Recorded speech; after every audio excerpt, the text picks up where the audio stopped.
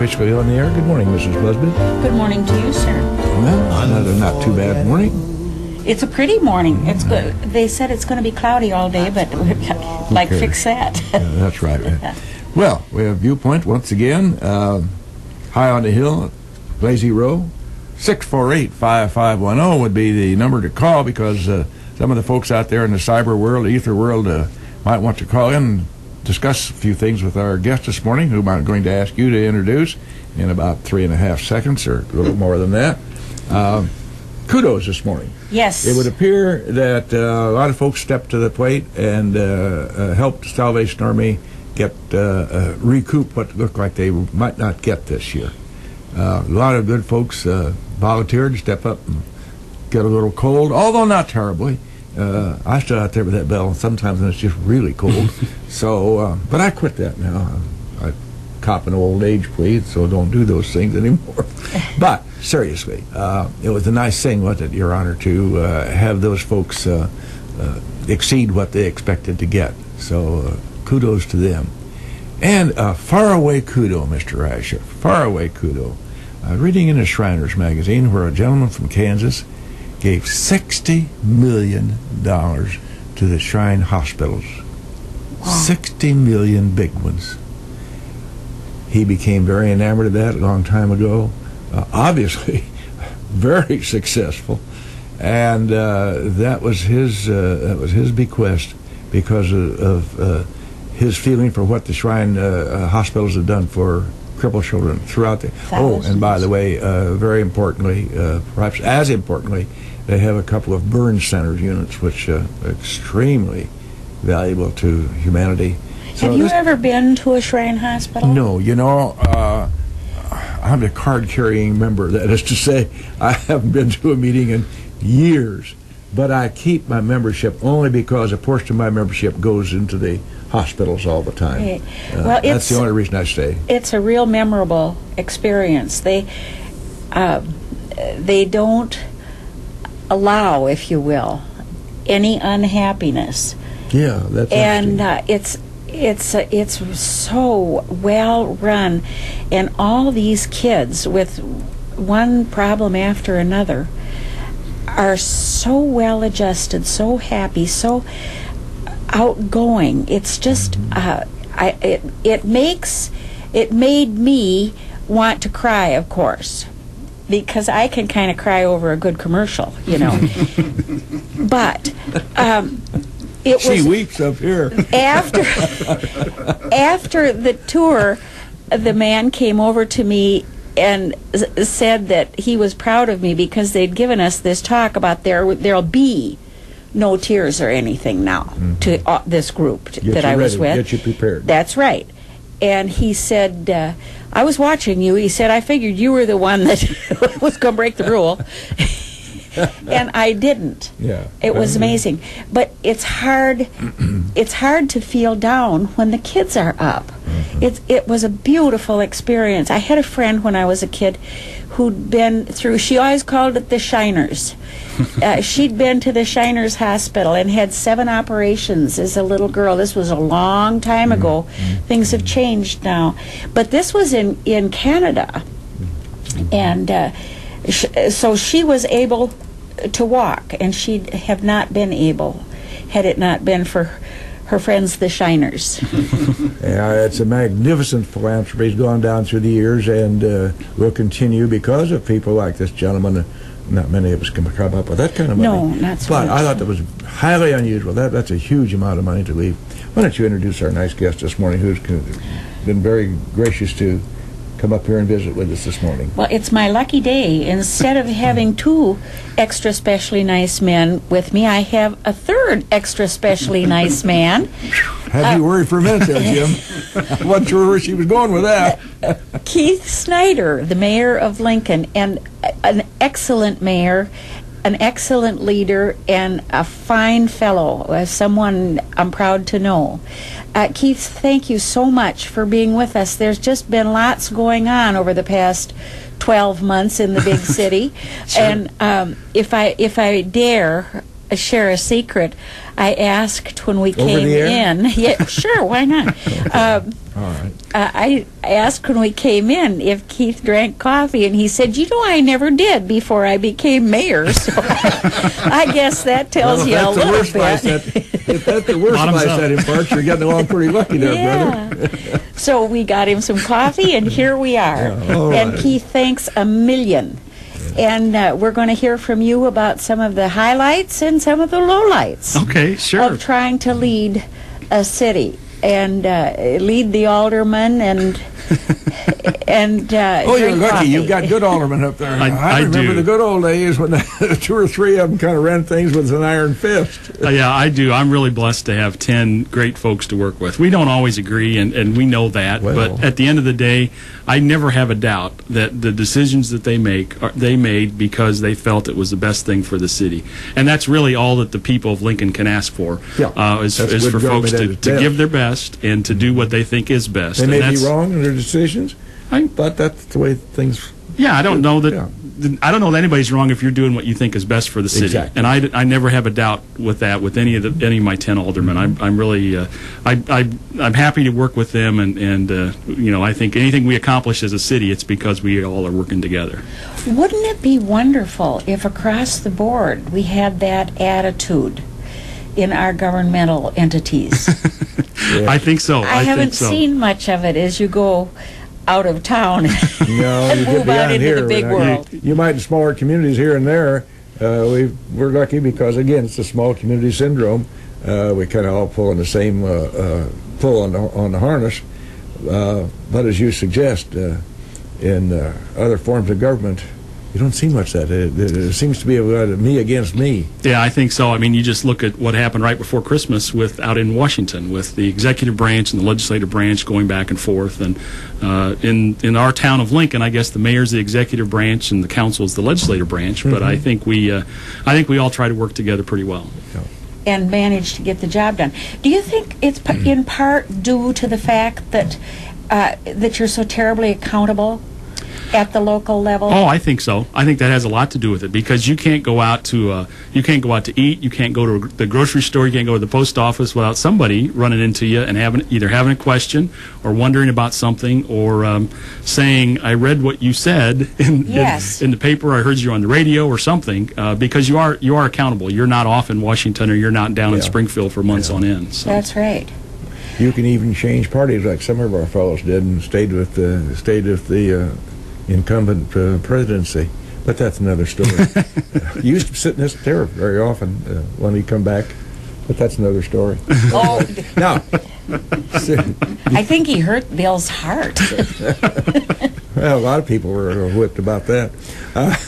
Not just old Billy. Tell me, do you get much comment, as you mentioned, being on the street in a restaurant or the grocery store or wherever? Do you get much of that, Keith? Oh yeah. There's folks always will say, you'll be talking to them and they'll say, "Oh, while I've got you," or "Can I talk business right now?" And that's fine. I mean, it's I don't know that whenever I'm in Lincoln that I'm ever really not mayor. So folks ask about things and they're never shy about sharing their opinions. So those are good things. Well, he's different personality, Judith. He's disposed to listen to people, and that's really an important thing. Now, Mr. Mayor, in the past year, 2011, about to close the door on us. We're about to close the door on it. Any one particular significant thing that you can point to that has been of a major import to the city and to your administration? Well, I think probably the most significant thing in 2011 was the way that we were as a community able to band together to keep Logan Correctional Center open. Mm-hmm. I mean, I think that was a significant threat to our community and certainly to our economic well-being. A $73 million impact, that would be a huge hit if would have closed. But I was just incredibly proud of our community and the way everybody banded together. Mm-hmm. I've often told people that there's really nothing like Lincoln when the basketball team's on a run and they're playing well together and people talk about the team in the grocery store and in the restaurants and everywhere. But I got that same feeling when we were talking about Logan Correctional Center. People that didn't have family members associated anything. They were talking about it. They were concerned about it. They all pulled together, and we were able to keep keep that open. So I think that was a significant victory for Lincoln. Probably, I think, one of the highlights of the year. It's certainly, I think you could call it a crisis when it came up, but I think I think so. We were able to use it, I think, to kind of pull together as a community in a way that I've not seen for a while, and I was really pleased not only with the outcome, but with what we did as a community to get to that outcome. But you know, really, I think the greater Lincoln area it does pull together time and time and again. Bill talked about the Salvation Army and the Bell Riders. Right. And how well that came together. How about Together for Lincoln? Minute. Yes, exactly. How about all of these programs that we have that people just automatically get on board? It's a very lucky thing. I think about the Art and Balloon Festival, and in the summer, yes.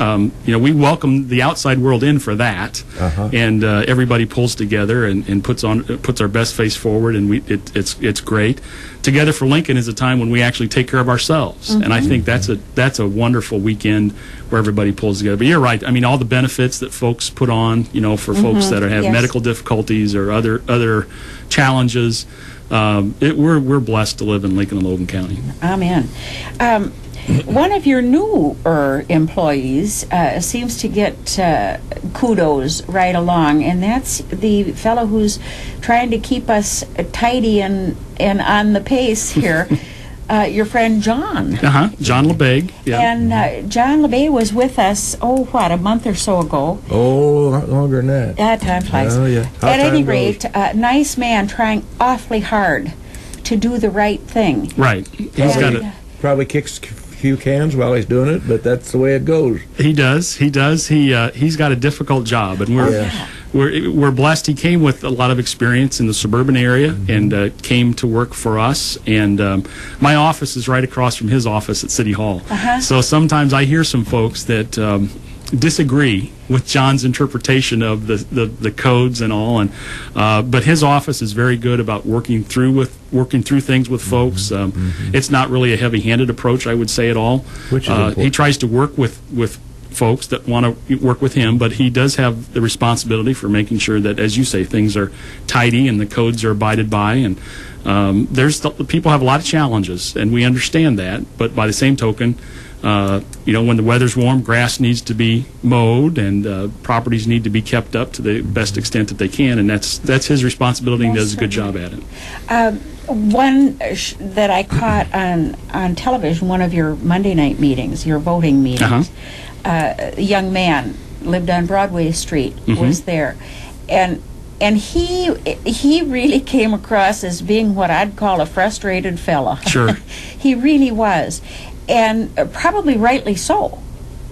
Yeah. And that was diffused so beautifully, handled so beautifully, because he was satisfied, everybody was satisfied, there was no animosity anywhere, and you should be proud that as a group you could be cohesive enough to handle something like that and handle it well, because people aren't always saying, wow, John's great, boy, Keith's just a miracle. Sometimes probably take your name in vain, Keith. Oh, sure. I understand that, and obviously that individual had a concern right next door to a property that he owned, and he presented the information to the council, did it in a very reasoned way. Yes. We listened and agreed that we needed to do more, and we're not above somebody coming to us and saying, you can do more than you've done, or try. Have you considered doing this? I mean, we want to hear the opinions of folks, and we want to try to work with folks the best that we can.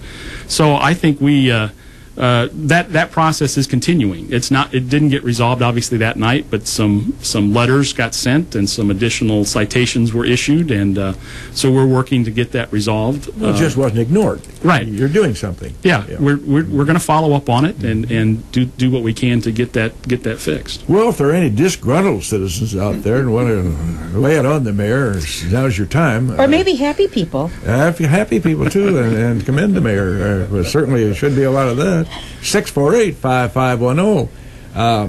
I want to, we're going to hopscotch around here just a little bit, Mr. Mayor. City managing is under consideration, and perhaps has even gone further than under consideration. Would you kind of address that subject for us? Sure, be glad to. We the way that the statutes are set up in Illinois, to have a city manager, you have to have a different form of government than what we have in Lincoln. So we actually will have to, if we're looking to hire somebody to handle those responsibilities, we'll actually hire what's called a city administrator. Really, there's not a tremendous amount of difference between a city manager and city administrator. I think the terms are used interchangeably sometimes, but technically we would be looking to hire semantics. We'd be looking to hire a city administrator. And the reason we are looking to do that is the city of Lincoln's a $14 million organization, and we don't really have anybody at the top providing administrative and coordinative oversight over all of that on a full-time basis. The mayor's a part-time position, paid $12,000 a year. The aldermen are paid on a per-meeting basis. So the time is not there for folks to spend full-time overseeing everything with the city. If you want to put the city on a comparable basis with other institutions in town, our budget as a city is probably comparable to, say, Lincoln Christian University or Lincoln College. So it's a significant organization within the community. But we have department heads that run each department. So we've got the fire chief, police chief, street superintendent, building and safety officer, those types of folks.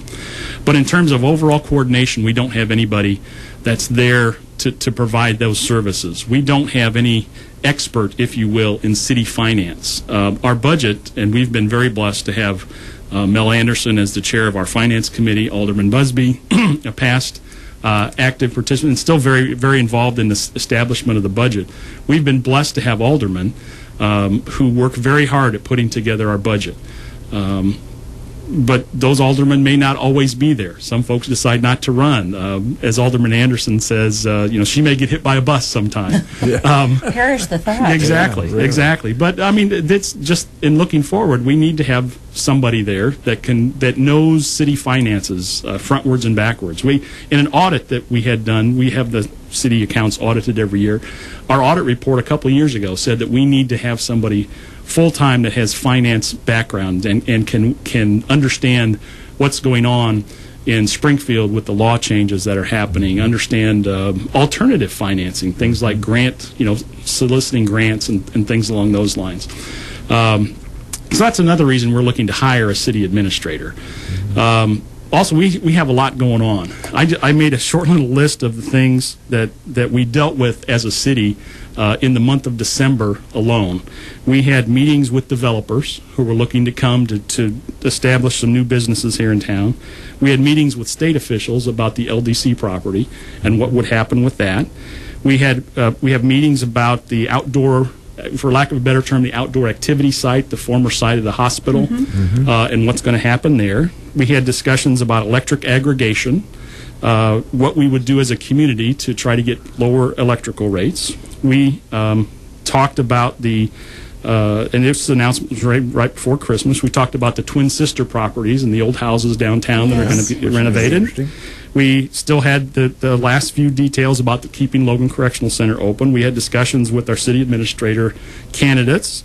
We still have ongoing negotiations with our 3 employee unions. We talked about our 3rd Street property where the city garage is located. We had some high-speed rail discussions.